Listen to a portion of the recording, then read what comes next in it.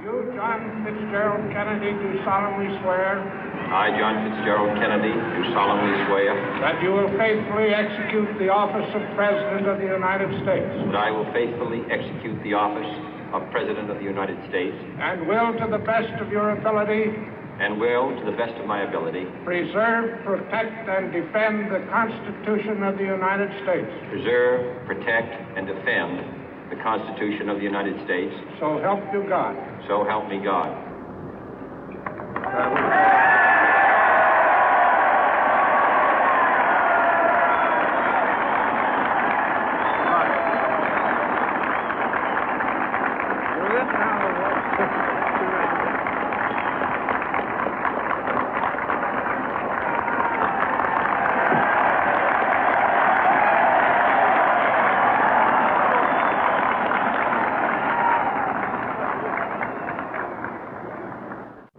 Vice President Johnson, Mr. Speaker, Mr. Chief Justice, President Eisenhower, Vice President Nixon, President Truman, Reverend clergy, fellow citizens.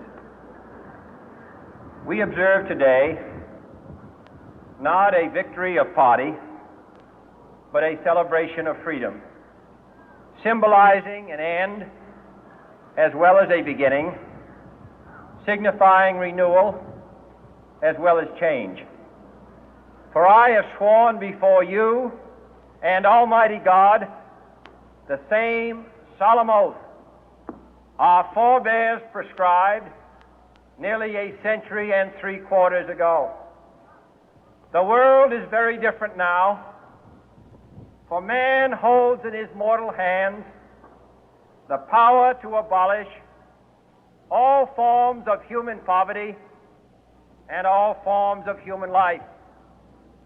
And yet the same revolutionary beliefs for which our forebears fought are still at issue around the globe.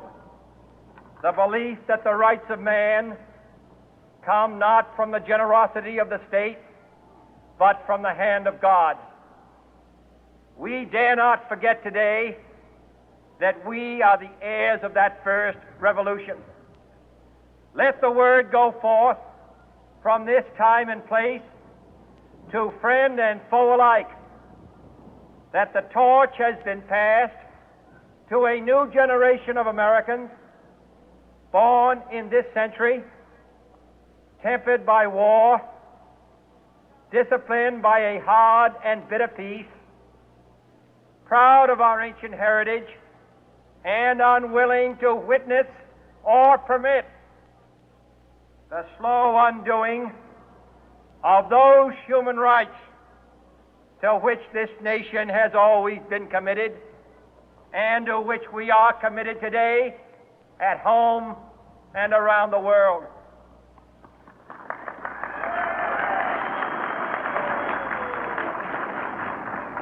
Let every nation know, whether it wishes us well or ill, that we shall pay any price, bear any burden, meet any hardship, support any friend, oppose any foe to assure the survival and the success of liberty.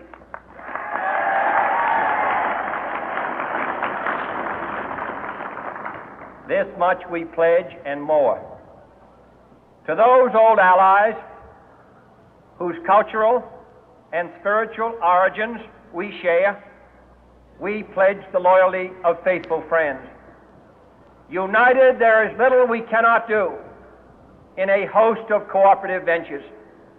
Divided, there is little we can do, for we dare not meet a powerful challenge at odds and split asunder. To those new states whom we welcome to the ranks of the free, we pledge our word that one form of colonial control shall not have passed away, merely to be replaced by a far more iron tyranny.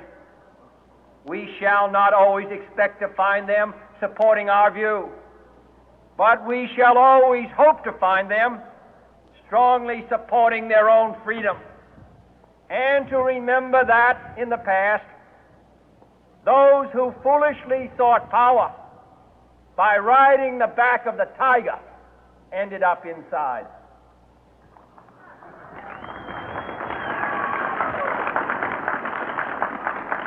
To those people in the huts and villages of half the globe struggling to break the bonds of mass misery, we pledge our best efforts to help them help themselves for whatever period is required, not because the communists may be doing it, not because we seek their votes, but because it is right. If a free society cannot help the many who are poor, it cannot save the few who are rich.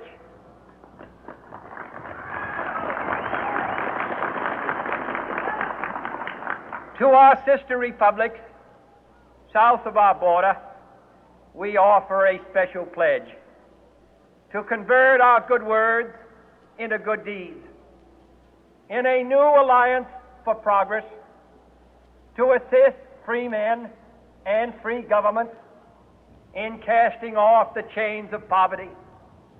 But this peaceful revolution of hope cannot become the prey of hostile powers.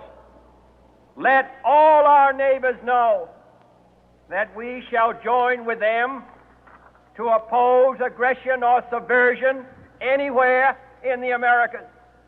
And let every other power know that this hemisphere intends to remain the master of its own house.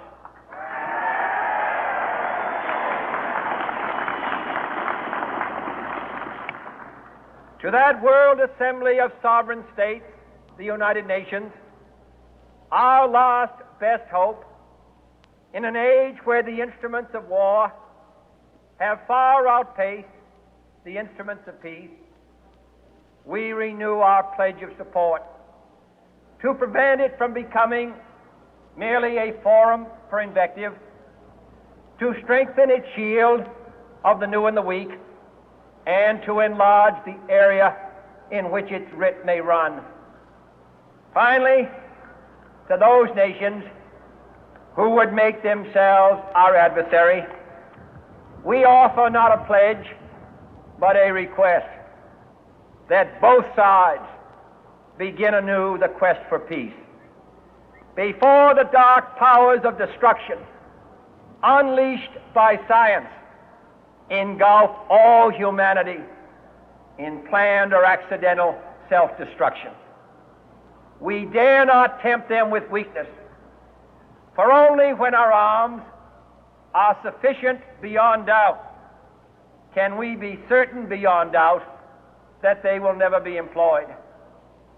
But neither can two great and powerful groups of nations take comfort from our present course, both sides overburdened by the cost of modern weapons, both rightly alarmed by the steady spread of the deadly atom, yet both racing to alter that uncertain balance of terror that stays the hand of mankind's final war. So let us begin anew, remembering on both sides that civility is not a sign of weakness, and sincerity is always subject to proof. Let us never negotiate out of fear, but let us never fear to negotiate.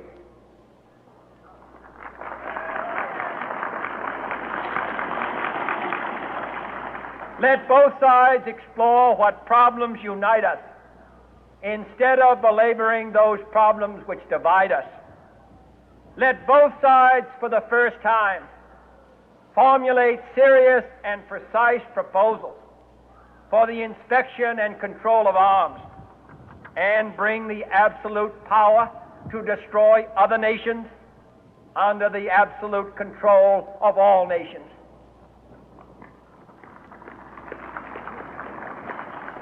Let both sides seek to invoke the wonders of science instead of its terrors.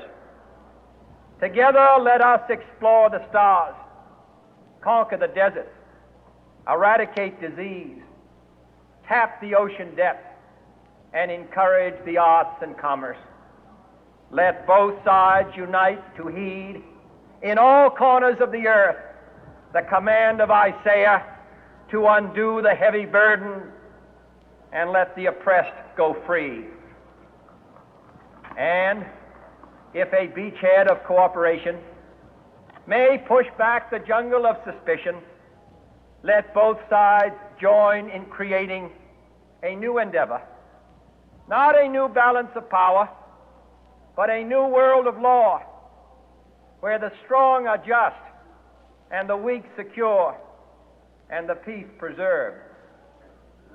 All this will not be finished in the first 100 days, nor will it be finished in the first 1,000 days, nor in the life of this administration, nor even perhaps in our lifetime on this planet. But let us begin.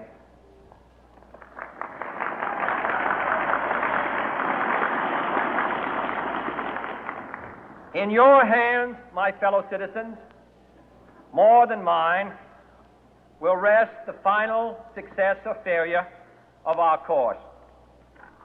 Since this country was founded, each generation of Americans has been summoned to